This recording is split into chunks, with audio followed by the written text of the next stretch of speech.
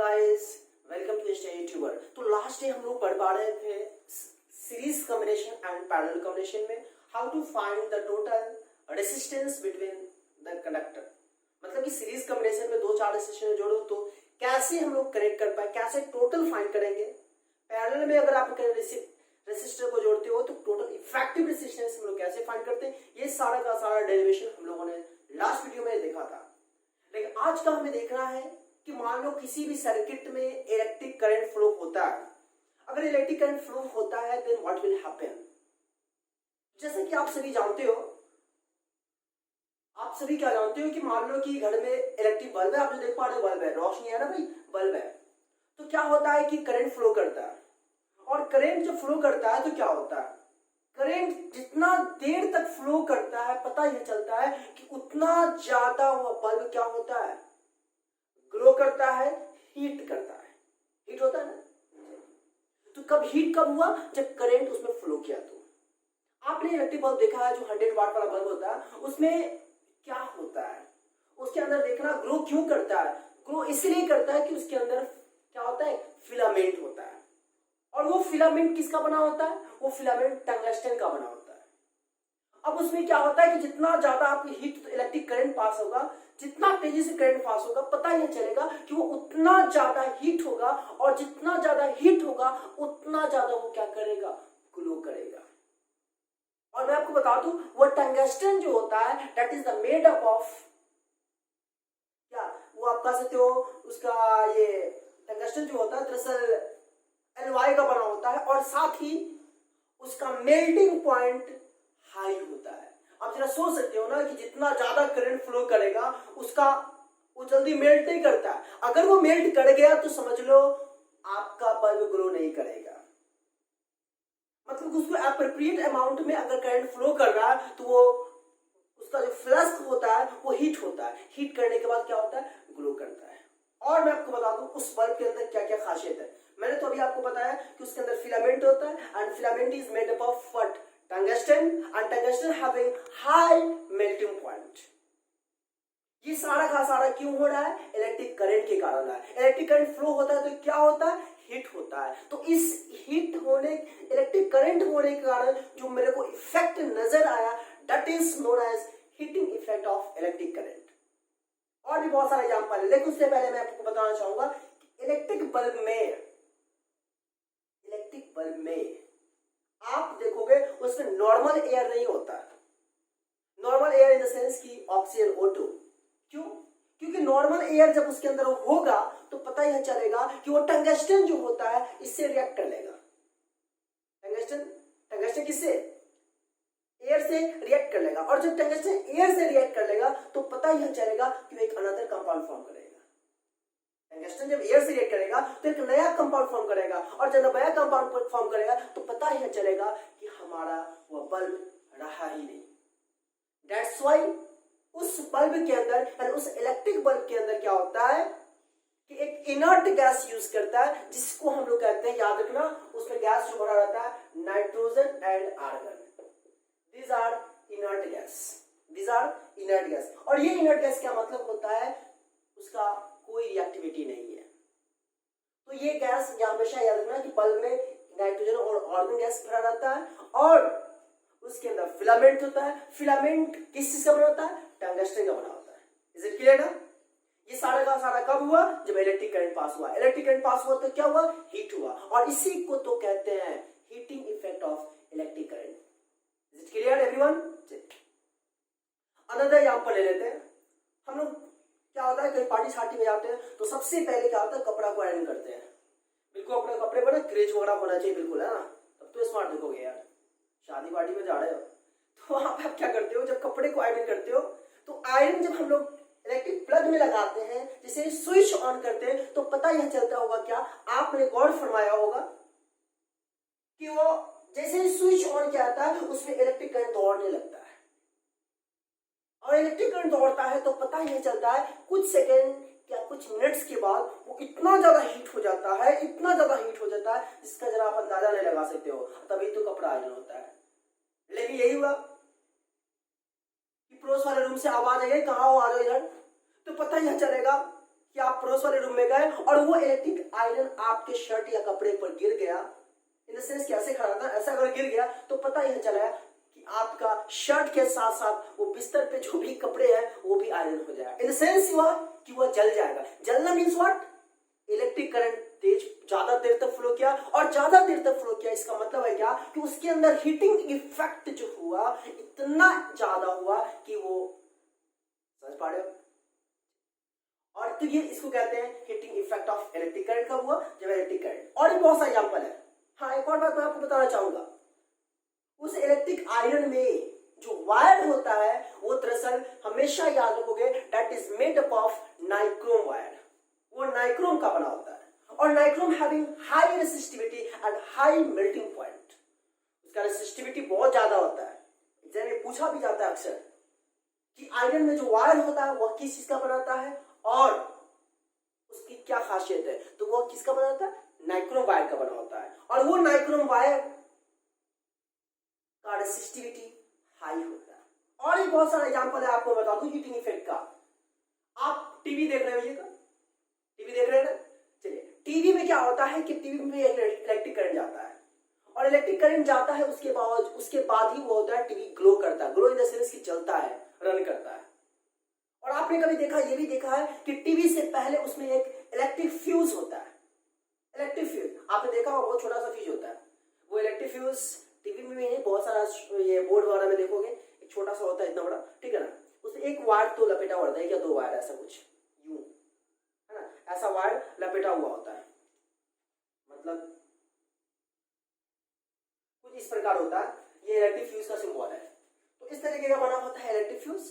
तो टीवी में क्या होता है कि करंट जाने से पहले इलेक्ट्रिक फ्यूज में जाता है, और वो इलेक्ट्रिक फ्यूज इतना करंट उसको सप्लाई करता है जितना कि टीवी को चाहिए। लेकिन जैसे ही अगर ज्यादा अमाउंट ऑफ इलेक्ट्रिक करंट उसमें फ्लो करेगा तो पता यह चलेगा कि टीवी हमारा काम नहीं करेगा। उससे पहले क्या है कि हमारा फ्यूज जो है, इलेक्ट्रिक फ्यूज, वो मेल्ट कर जाता है। क्यों मेल्ट कर जाता है? क्योंकि इलेक्ट्रिक फ्यूज का मेल्टिंग पॉइंट लो होता है। आपने कभी देखा होगा घर में अचानक सडनली इलेक्ट्रिक करंट ज्यादा हो गया तो पता यह चलता है कि हमारे घर के जितने भी एप्लियंसेस हैं वो सबका सब शट ऑफ हो गया, बंद हो गया। क्यों बंद हुआ? इसलिए बंद हुआ क्योंकि जैसे ही अमाउंट ऑफ इलेक्ट्रिक करंट हमारे डोमेस्टिक सर्किट में ज्यादा होता है तो पता यह चलता है कि हमारे घर में एक सेफ्टी डिवाइस है जिसका नाम होता है इलेक्ट्रिक फ्यूज। और ये इलेक्ट्रिक फ्यूज का मेल्टिंग पॉइंट लो होने के कारण ये अपने आप पर सारे करंट को ले लेता है, क्योंकि ये इलेक्ट्रिक फ्यूज जानता है कि इस घर में जितने भी इलेक्ट्रिक अप्लायंसेस है, इलेक्ट्रिकल डिवाइस है, ये इतना करंट को वो मेंटेन नहीं कर सकता। दैट्स व्हाई ये सारा का सारा करंट अपने पर ले लेने के बाद वो खुद ब खुद अपने आप को मेल्ट करता है और फाइनली हमारे घर में जितने भी अप्लायंसेस होते हैं उसको सेफ रखता है। तो बात समझे ना? तो आपने क्या समझा? इलेक्ट्रिक फ्यूज क्या है? एक सेफ्टी डिवाइस है which is used to protect all the electrical appliances in our domestic electric circuit. And the melting point of this electrical fuse is very very low. Is it clear everyone? और electrical fuse बता दूं आपको मैं, 5 ampere, minimum 5 ampere का होता है, 10 ampere, 15 ampere, 16 ampere और 32 ampere, इतने एम्पियर का इलेक्ट्रिकल फ्यूज होता है। तो आपने, उम्मीद है, हर बातें समझा कि heating effect of electric current क्या होता है। आइए इसका हम लोग कुछ डेफिनेशन टाइप में पढ़ लेते हैं। Heating effect of electric current topic हमारा है heating effect of electric current. ये heating effect of electric current क्या होता है मैं आपको बताना चाहूंगा कि जब किसी, मैंने अभी कहा ना कि जब किसी कंडक्टर में या किसी वायर में करंट पास करता है, और करंट पास करने के बाद क्या होता है कि कुछ टाइम के बाद क्या होता है कि उसके में चार्ज फ्लो करता है 1 पॉइंट से दूसरे पॉइंट, जब एक पॉइंट से दूसरे पॉइंट तक चार्ज फ्लो होता है तो उसमें क्या होता है, वर्क डन होता है। और जब वर्क डन होता है तो आप जानते हो कि एनर्जी का भी उसमें कंजम्पशन होता है। तो इसी इफेक्ट को हम लोग कहते हैं क्या, heating effect of electric current. तो व्हाट माना, heating effect of electric current का मतलब क्या हुआ, consider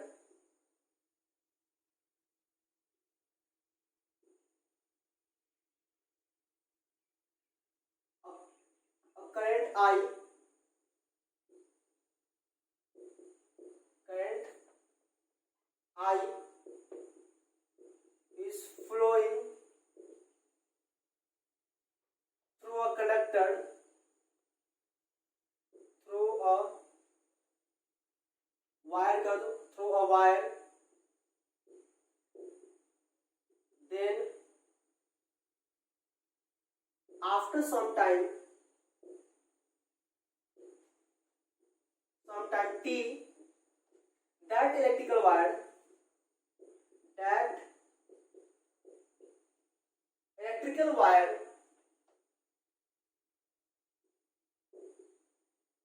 get heat, and this effect is known as, and this heat होगा तो हमारा सारा चीज क्या होगा, ग्रो करने का, वर्कआउट होगा, हीट यानी तो हम heat then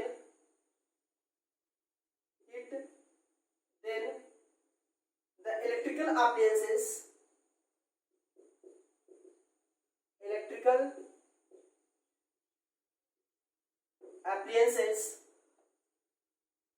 in domestic circuit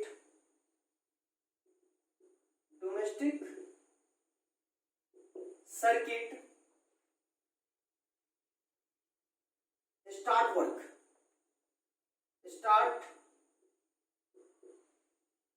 work, and this effect is known as,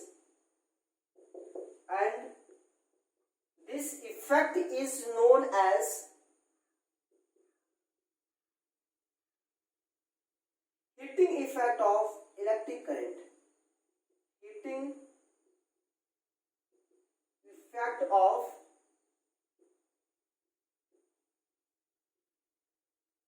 electric current. उम्मीद है बात क्लियर है।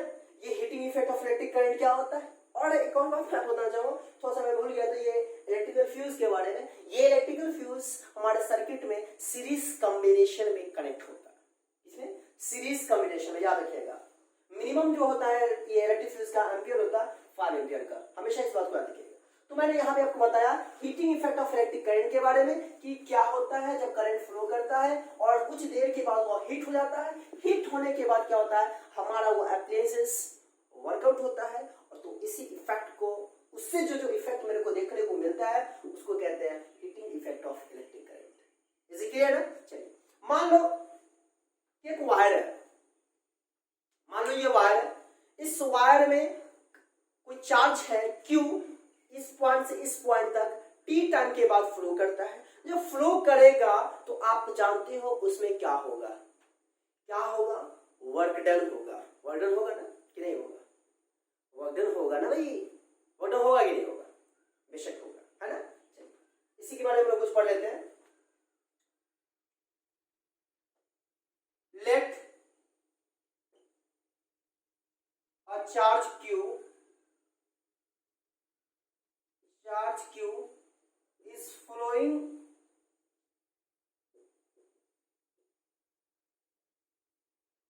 through a wire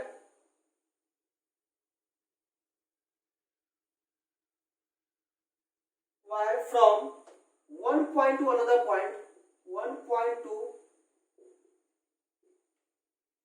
another point, it takes some time,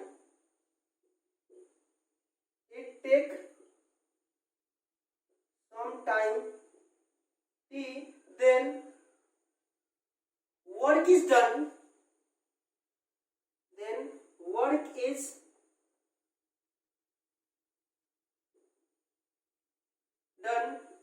to carry off charge. Let the potential difference of the conductor potential difference, let the potential difference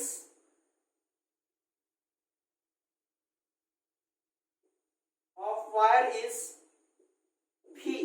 तो आप मुझे बताओ उस conductor में मान लो कि चार्ज Q एक पॉइंट से दूसरे पॉइंट तक फ्लो करता है T टाइम में, और साथ ही मैंने उस वायर को का पोटेंशियल डिफरेंस भी अज्यूम कर लिया, तो उसमें वर्क डन होगा, और वो वर्क डन होगा क्या होगा, आप गॉट पाओगे P इक्वल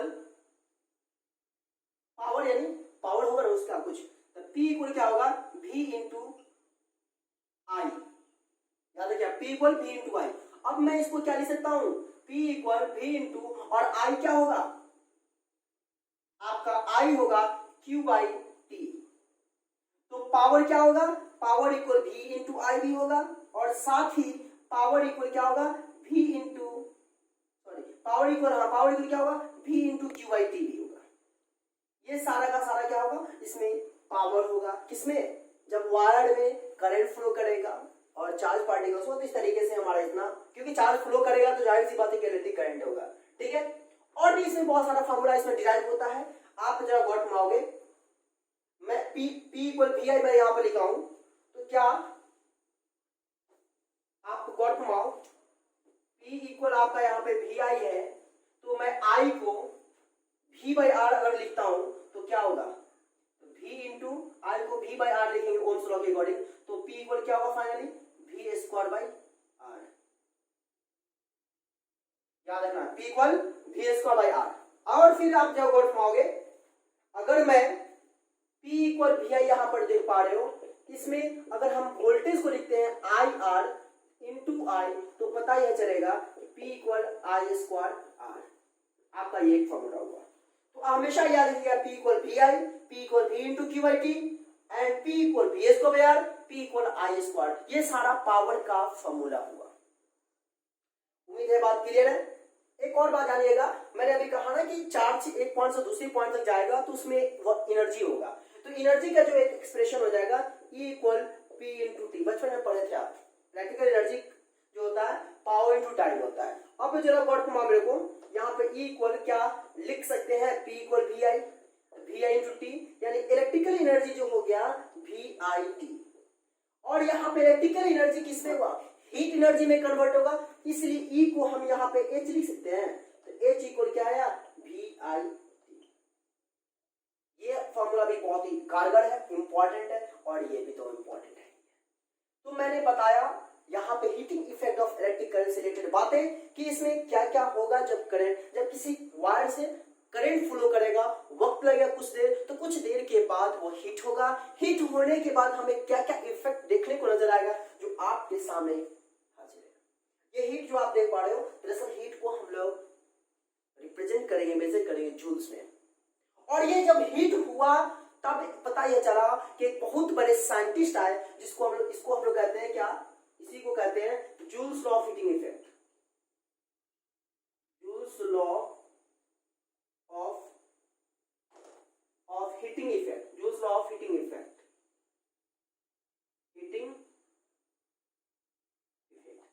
हमेशा अभी फिर हम लोग पढ़ेंगे क्या, कि किसी भी कंडक्टर में या वायर में करंट फ्लो कर रहा है तो उसमें कितना हीट होगा, मतलब कि किसी वायर में करंट फ्लो करता है या कुछ होता है तो हीट प्रोड्यूस होगा, वो हीट कौन कौन सी बातों पर डिपेंड करेगा। तो सिंपल सी बात है, याद रखिएगा कि मान लो कि ये वायर है, इस वायर को अगर हम बैटरी से जोड़ते हैं, करंट फ्लो करेगा तो करंट पर डिपेंड तो करेगा ही, साथ ही रेसिस्टेंस पे डिपेंड करेगा, और टाइम पर भी डिपेंड करेगा कि कितना देर तक इसको आप इलेक्ट्रिक सर्किट से आप इसको कनेक्ट किए हो, जितना ज्यादा देर तक कनेक्ट करोगे उतना ज्यादा वो देर तक हीट होगा, यानी उतना ज्यादा हीट प्रोड्यूस होगा, उसका जितना ज्यादा रेसिस्टेंस होगा उतना ज्यादा हीट प्रोड्यूस होगा, जितना ज्यादा अमाउंट ऑफ करंट फ्लो करेगा उतना ज्यादा हीट होगा। यानी हीटिंग इफेक्ट्स जो हुआ, हीट किसी भी कंडक्टर में या वायर में जो प्रोड्यूस होता है, that all depends on three factors, that is amount of current, resistance and the time taken.